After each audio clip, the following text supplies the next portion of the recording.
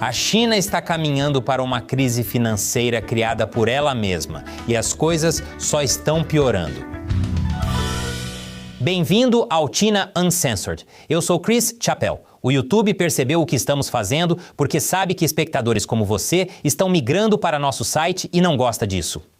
Se o YouTube quer nos punir suprimindo o canal, dane-se. Se você assistir até o final, vou falar de um evento exclusivo para assinantes do meu site. Com tantas notícias no Oriente Médio, faz tempo que não falo da economia da China, que está em grande desordem. E não é por causa do Estreito de Hormuz, é por causa da crise imobiliária da China. Sim, ainda continua. Como já mencionei em vários episódios anteriores, que você teria visto se não tivessem cancelado sua inscrição sem você saber. Sério, confere isso. O setor imobiliário já foi visto como investimento seguro para o chinês comum e chegou a representar cerca de 1/3 da economia da China. Após o estouro da bolha imobiliária de 2021 e o calote das maiores construtoras da China, tudo mudou. As economias de toda uma vida foram destruídas. De acordo com o Barclays, o colapso do setor imobiliário na China resultou na destruição de cerca de 18 trilhões de dólares americanos, aproximadamente 30% da riqueza das famílias chinesas entre 2021 e o final de 2024. Isso supera as perdas que os americanos enfrentaram após a crise financeira de 2008.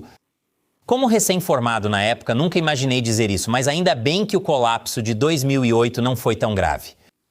As coisas ficam ainda mais sombrias em 2026. O valor das propriedades continua despencando, até mesmo em cidades ricas como Pequim e Xangai. Graças ao excesso de produção e a alguns esquemas de pirâmide bem ousados por parte de incorporadoras como Evergrande Country Garden. Os imóveis em ambas as cidades perderam mais de 1/3 do seu valor máximo. É como colocar todos os seus ovos em uma cesta e descobrir que a cesta, na verdade, era uma máquina de esmagar ovos. Por que inventar um produto tão cruel? Atualmente, ter propriedade na China é como carregar parasitas, pois isso drena o dinheiro das pessoas. A China enfrenta um grave problema. O aumento dos casos em que as pessoas devem mais no financiamento imobiliário do que seus imóveis valem. Se você entende de mercado imobiliário como eu, sabe que isso não é nada bom. Isso faz mais proprietários chineses recorrerem a empréstimos ao vender imóveis. Por exemplo, de acordo com Itsai, um proprietário na província de Guangdong contraiu um financiamento imobiliário enorme para comprar um apartamento de 3,4 milhões de yuans em 2021. Mas em 2025, o valor do apartamento havia caído para 2,3 milhões de yuans e, graças aos juros, ele devia 2,6 milhões de yuans na hipoteca. Investir em um Greedy Owl Freemake teria sido mais responsável financeiramente. Mas eu não acho que estou brincando. Acho que as pessoas assistiriam isso. Me diga nos comentários. O que tudo isso significa é que agora, mesmo se ele vender o apartamento, ainda precisa se preocupar em pagar 300 mil yuans extras. Existem muitos casos assim. Some todos os outros problemas da economia chinesa, como desemprego e cortes salariais, e dá para imaginar como deve ser para o chinês comum que só queria ter uma casa própria. Não é de se admirar que a taxa de natalidade da China seja tão baixa.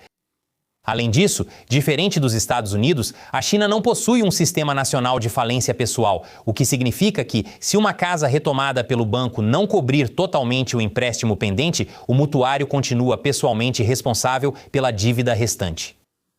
Isso significa que os mutuários teriam que abrir mão de outros bens, como economias ou renda futura, para cobrir a diferença, além de ficarem com histórico de crédito ruim, dificultando novos empréstimos. Tudo isso para dizer que o povo chinês está muito ferrado. Curiosidade, esse quase foi o nome deste canal.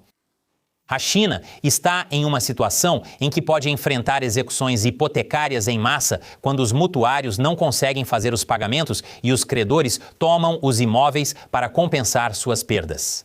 O banco suíço UBS previu no final do ano passado que as execuções hipotecárias na China vão aumentar de 630 mil em 2025 para 2,43 milhões até 2027. Desde então, o UBS aumentou sua estimativa de execuções hipotecárias na China para 3,3 milhões de imóveis até 2027. De acordo com a Bloomberg, esses números são sem precedentes na história da China, que, vale lembrar, é uma história de comunismo. Esses são números ruins para um sistema comunista. É estranho? Eu quase fico impressionado. Isso não é ruim apenas para o povo chinês, mas também para os bancos do país. Segundo a Reuters, bancos rurais chineses enfrentam dificuldades para vender propriedades apreendidas, mesmo com descontos de 20% a 30%. Provavelmente porque as pessoas sabem que um desconto em um grande cocô ainda é um grande cocô. Segundo a China Index Academy, menos de um quarto das propriedades executadas foram vendidas em 2025. Isso deixou os bancos por toda parte presos a propriedades das quais não conseguem se livrar e a dívidas que não podem ser quitadas nem mesmo após a execução hipotecária. É ruim, também é um espiral da morte. A China está presa em uma situação em que a queda dos preços e dos imóveis leva a dívida maior que o valor do imóvel, o que leva a mais inadimplências, o que faz com que os bancos retomem casas e vendam imóveis a preços mais baixos, o que gera ainda mais pressão no mercado. O Partido Comunista Chinês não quer uma crise de execuções hipotecárias. É por isso que o Partido Comunista Chinês está tomando cuidado para não ser muito rigoroso com os inadimplentes. Eles não querem que as pessoas parem de pagar hipotecas, mas se muitos na China ficarem inadimplentes, as consequências para a sociedade são incertas. A situação na China comunista está tão crítica que pode haver uma revolução comunista. Isso simplesmente se anularia. Bem, qual é a resposta do Partido Comunista Chinês? Apenas empurrar com a barriga, adiando e até mesmo perdoando parcelas. Como observa a Bloomberg, vários bancos estatais procuraram mutuários com dificuldades financeiras e ofereceram a eles uma pausa nos pagamentos das hipotecas. Uma mulher em Chengdu contou a Bloomberg que deixou de pagar a prestação mensal de 4.500 yuanes do seu apartamento em junho de 2025. Um mês depois, ela recebeu uma ligação do Banco da China e, para sua surpresa, o banco disse que ela só precisaria pagar os juros do empréstimo por 2 anos, o que reduziu quase pela metade o valor mensal da hipoteca. Embora isso tenha sido um alívio para ela, um banco não querer receber dinheiro é um mau sinal. Após 2 meses, o banco concedeu 6 meses de carência no pagamento do principal e dos juros. Outra mulher em Qingdao recebeu oferta parecida.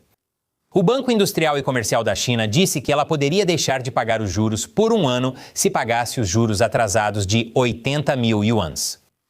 Você sabe que os bancos estão desesperados quando, em vez de simplesmente retomarem as casas, eles estão tentando fazer um acordo.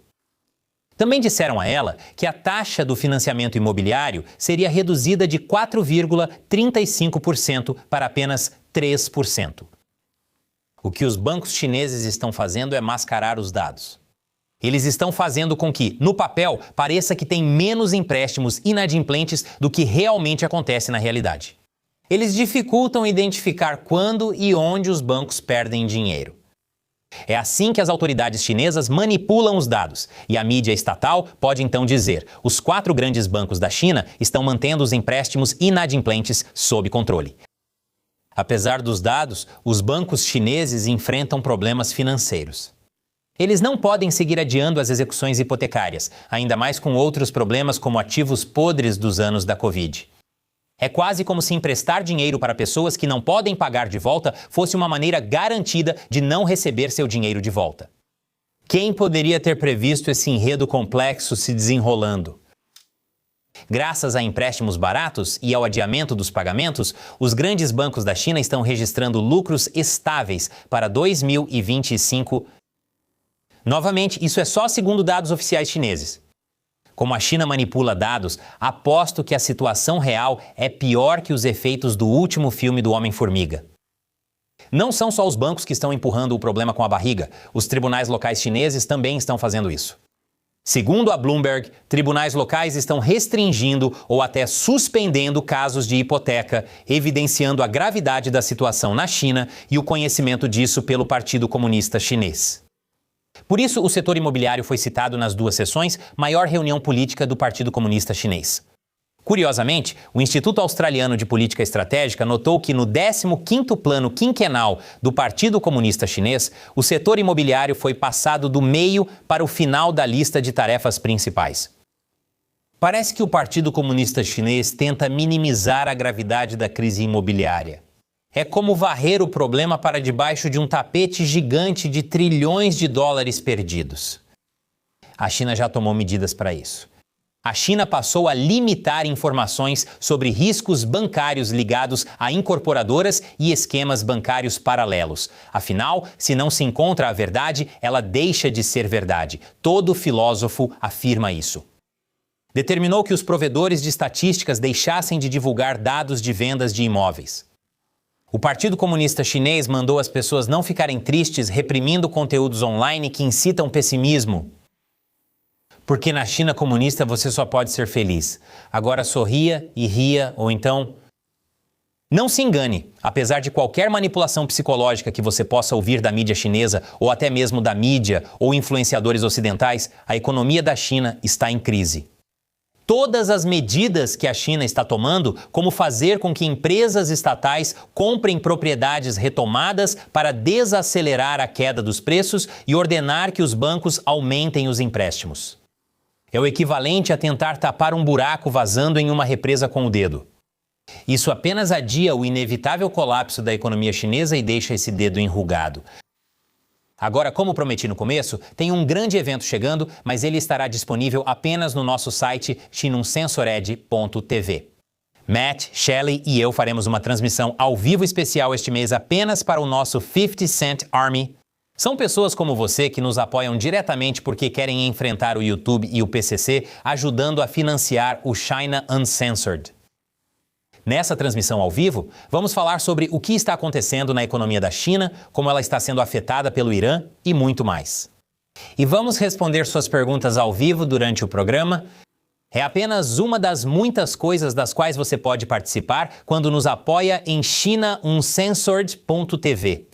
Então, junte-se a nós no sábado, 25 de abril, às 20 horas, horário do leste dos Estados Unidos. Vai ser muito divertido e o YouTube não pode nos impedir.